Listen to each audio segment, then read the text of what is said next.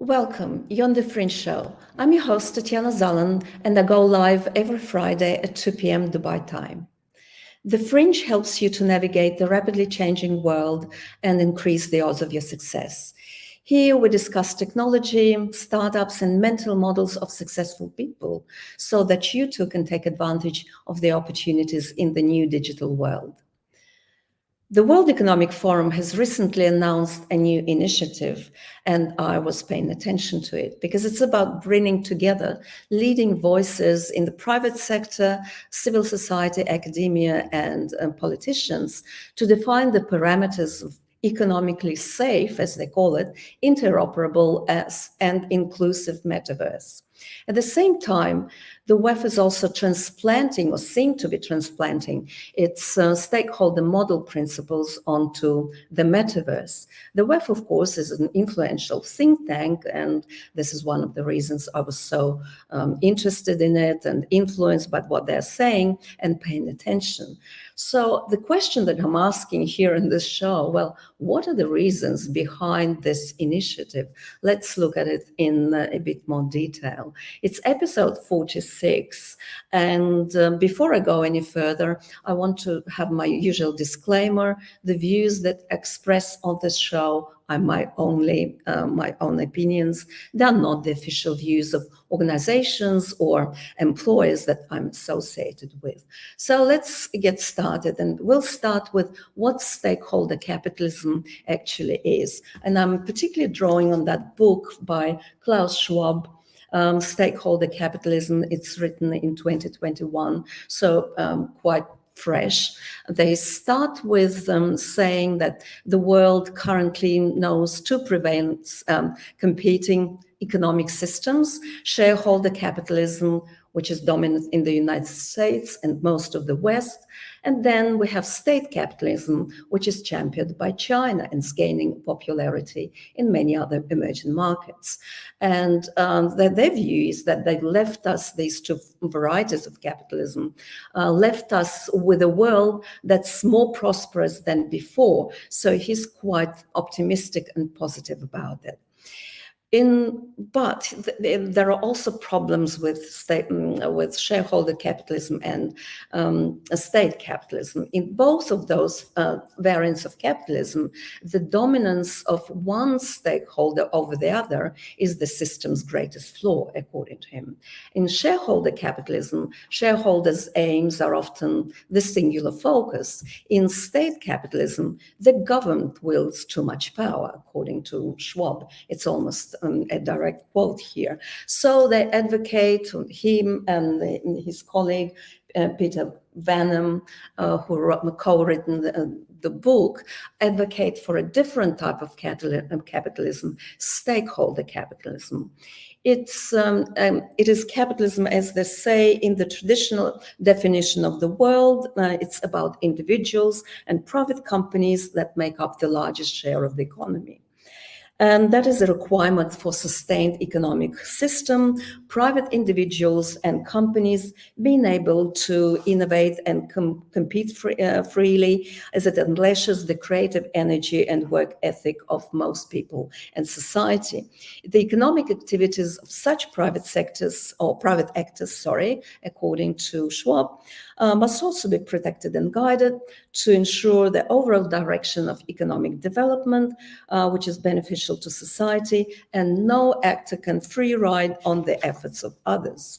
Now, this model, according to them, is fundamentally global in nature and ensures that capitalism survives and thrives in the current era of course, of these threats that we're facing, risks like climate change, globalization, and digitization. So who are the participants in this stakeholder model of capitalism? Firstly, the natural participants, the natural stakeholders are people and planet, and they are at the center of this stakeholder model. The other four stakeholders are companies, and they all have their own primary objectives. Companies are SMEs, micro enterprises, MNCs. They pursue profits and seek, according to them, long-term value creation. Then there is civil society with unions, NGOs, schools, universities, clubs, and so on. And their primary aim is reflected in the organization's purpose and mission.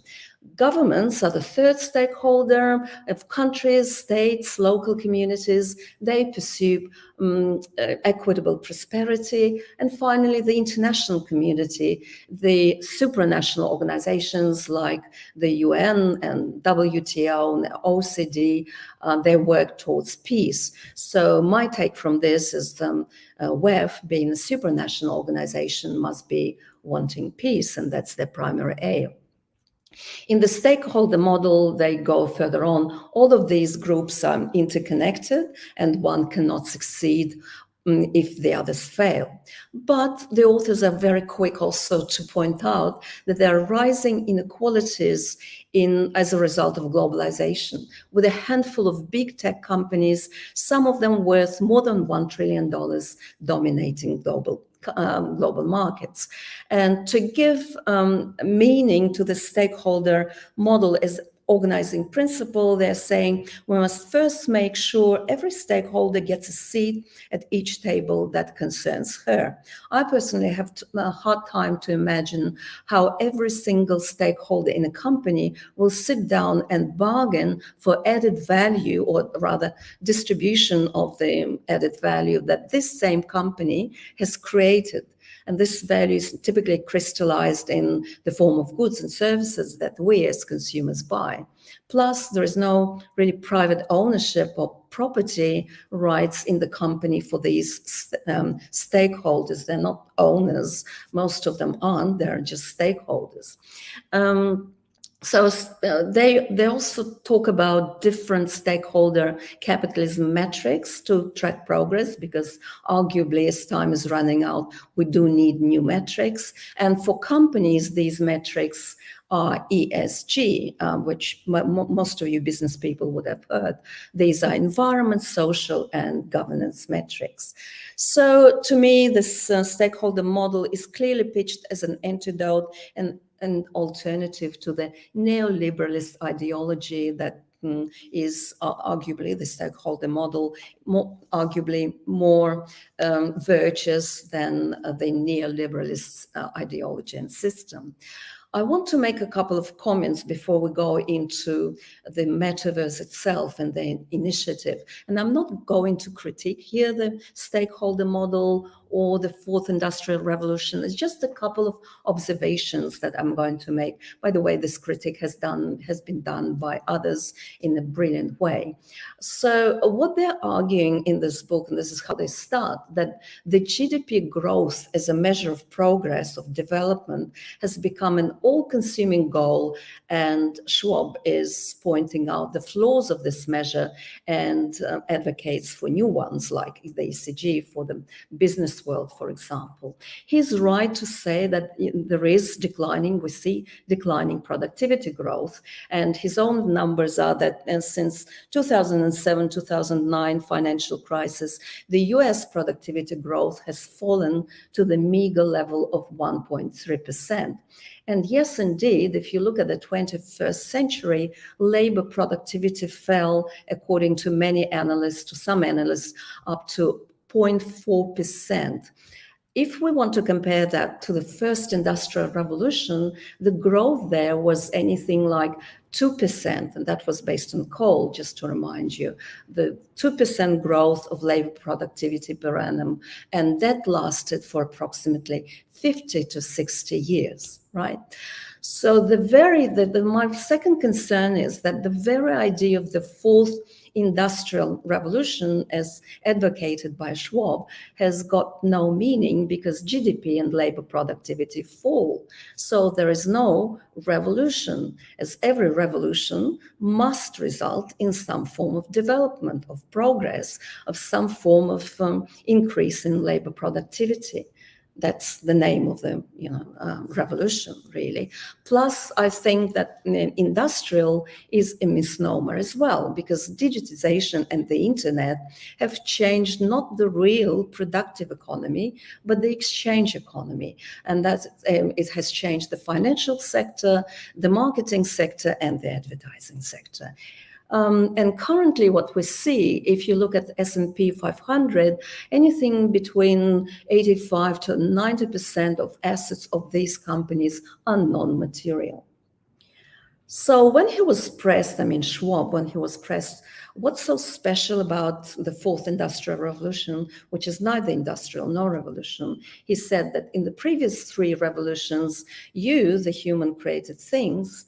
In the fourth industrial revolution, what will happen? It will change you, in some cases forcibly. So if you're thinking about biotech, digitization, human genome change, these are some of the technologies that are associated with this change to you.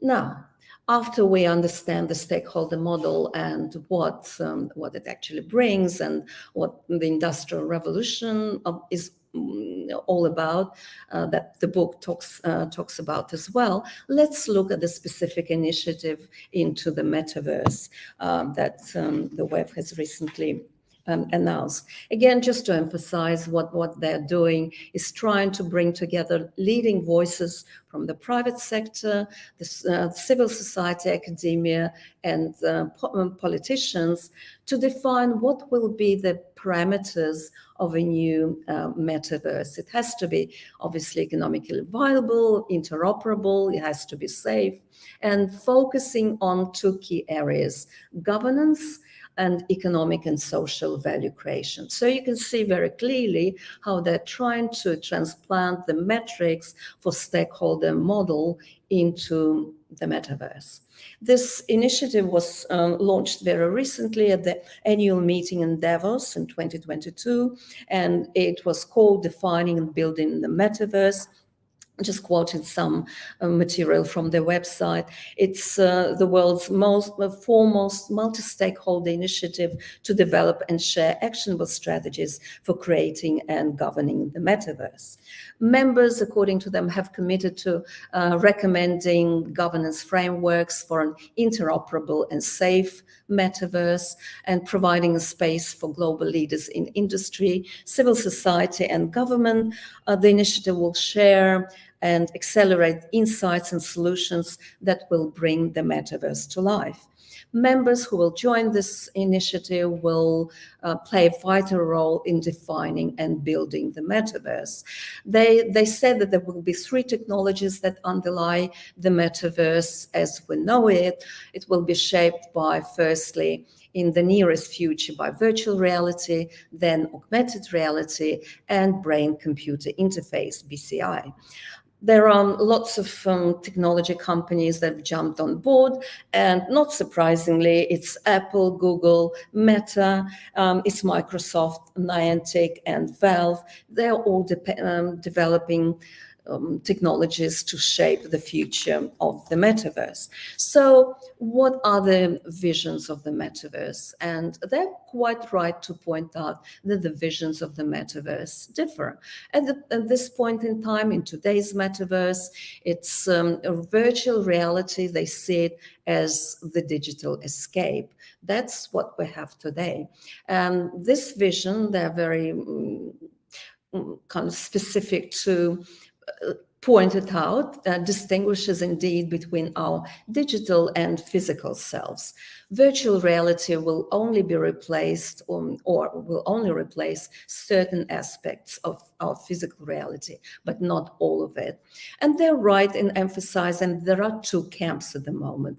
On the one hand, we have one camp from producers, content manufacturers, VR device manufacturers, and so on, that want to build the metaverse that will replicate and even reinforce the walled gardens that exist already in the internet space. These are distinct, closed ecosystems that are controlled by the operator. Think about Meta or Facebook, think about Apple, and so on and so forth. right? These are very much closed metaverses. But there is, of course, another camp of that I talk about quite in a bit of detail on this channel, that are advocates of Web3. It's open metaverse. They believe that the metaverse act as a counterbalance to the power led by large technology companies. It should be an opportunity to decentralize the experience, decentralize control, and also monetize the internet in favor of creators or citizens and owners of social networks on the internet in the Web3 space, which is different from what the Web2 companies are doing. So that's the short kind of term vision, which is right now. In the near term, the metaverse, according to them, will be augmented reality to enhance but not replace, they're stressing this again, the human experience. And in the long term, this is where it gets really interesting, at least to me. The long-term metaverse will be about brain-computer interfaces. That's the final platform, as they say. And perhaps that's the most far-reaching vision for the metaverse, including these brain-computer interfaces, BCIs. All model of mixed reality today, they say, rely on screens and traditional control systems, even if some devices have also worked with the senses of touch and smell. BCI aims to replace these screens and physical hardware entirely. Technologies such as Neuralink, they say, requires neurosurgery to implant devices in the brain, an idea that simultaneously intrigues and discourages many potential consumers. So the way I read it, that's kind of the fourth industrial revolution in full swing. It will change you. You will not do things to change the technologies themselves or production or exchange. What are executives thinking about the opportunities in the metaverse? And these are the executives that take part in this big project. If you're an executive, this is what they're thinking. Right now, just let me see what they're saying. For them, for some of them, it's an entirely new precedent for work and collaboration. And in fact, if you look at some of the articles on their website, what you'll see that at Accenture, and it's a new development, 150,000 new hires will spend their first day at work in the metaverse. So that's for training, socialization. Okay, let's see how it goes. It would be an interesting development to watch. Some other executives are thinking about completely novel digital assets that will start to emerge. Others are saying that it's a key task for humanity this decade. That's according to Arthur Sitchoff, from the CEO of Somnium Space. And I would like to quote him, actually, because that's quite a full-on statement, according to me. Forming a strong foundation for metaverse development is one of the key tasks humanity has to fulfill this decade.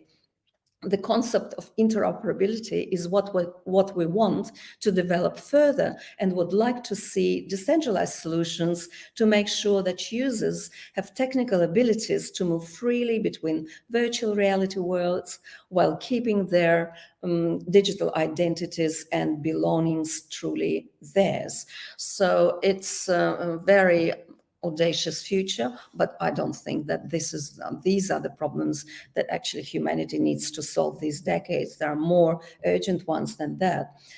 Some of them, that's from Nick Clegg, the president for Global Affairs Meta Platforms, a positive force for inclusion and equity. They're hoping that the metaverse will produce exponential growth in content and commercial activity, and that's according to a senior executive from HTC Via.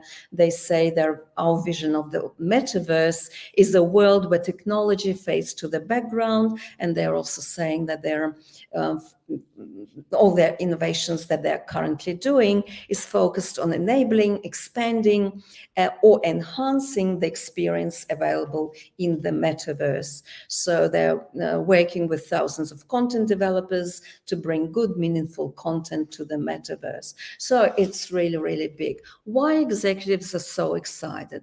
And one of the reasons is very obvious, and it's also very, very clear. Businesses and consumers, and that's coming from McKinsey. It's a very recent report. You can also find some reference to this report on the website, although not the full report. Businesses and consumers, they're saying that global spending related to the metaverse could reach 5 trillion by 2030. That's according to the new report. They also done a survey of survey respondents. 79% of them, according to McKinsey, said that they have already made a purchase in the metaverse. I find these figures a little bit bit on the high side, because there are other surveys that emphasize that consumers don't really understand what the metaverse is, but let's keep with that. E-commerce in the metaverse, they say further, will comprise some 2 trillion to 2.6 trillion of the total, while virtual advertising endeavors will make up another 144 billion to 206 billion. By comparison, spending around AI totaled 93 billion last year. Clearly, McKinsey see it as a big opportunity and in the metaverse, economic opportunity. But then I think there is something else that they are trying to do with all this initiative. And the insight for that came to me from Shoshana Zuboff, Professor Zuboff, who is Professor Emerita at Harvard University. She has recently written a very interesting book, and which is very competently written, very engaging, and very well researched. It's called The Age of Surveillance Capitalism. And according to her, we're moving into this age of surveillance capitalism. And to me, when I read what she's got to say and what the web is trying to do, and trying to think about the metaverse and where it's all going, I think that the metaverse is creating a new market, and that's human beings' behavior itself becomes a market. This is what Professor Zuboff is saying. Surveillance capitalist interests have shifted from using automated machine processes to know about your behavior or our behavior, to using machine processes to shape your behavior according to their interests. In other words, they've moved from automating information flows about you to automating you. And this is very consistent with what Schwab is saying and his philosophy about the fourth industrial revolution. It's about you being changed in the process. A question that you could ask if you're a normal human being like myself, well, how is this possible? Why are we falling into this trap? Well, will we fall into a trap with a metaverse? And in her book, by the way, she's given around 16 reasons or so why kind of humanity, why we got sucked into this techno imperialism or techno-capitalism, if you want to call it, or surveillance capitalism, as she call it. And I won't go through any of these 16 traps, but some of them ring a lot of, really very consistent with what I'm thinking about these traps, and I see them on a daily basis as well. The first one, in my view, it's number 16, number 10, sorry, in hers, is authority. Many of us regard all these corporations and the leaders as big authorities and experts on the future. So they are kind of perceived as almost like geniuses that see a lot farther than us. And it's very easy for us, for that reason, to fall prey to this bias, because the companies are successful, so they must be right. And as a result, many of us are respectful of these leaders' expert status and their are eager to participate in innovations that sort of anticipate the future. There is another trap as well. The trap is that there are no alternatives, or what she calls the dictatorship of no alternatives. And it's full force right here. From apps to devices, it's becoming more and more difficult for us human beings to escape, let alone find any genuine alternatives to these tools. Then what she's saying, there is a sense of inevitability, or what she calls inevitabilism. We've fallen prey to the inevitabilist rhetoric. There's only one alternative, they're saying, so we kind of have this, we fall into this sense of helplessness. And finally, which was interesting to me, is ignorance, because surveillance capitalists know things that we cannot know, and this asymmetric division of knowledge is amplified by our scarcity of time and resources. And this reminds me very much of Harari's thesis in Homo Deus, where there will be two classes of humans, Homo Deus and the rest of us, and Homo Deus, the amplified ones, the humanly enhanced ones, will possess all the knowledge to probably control the rest of us, right?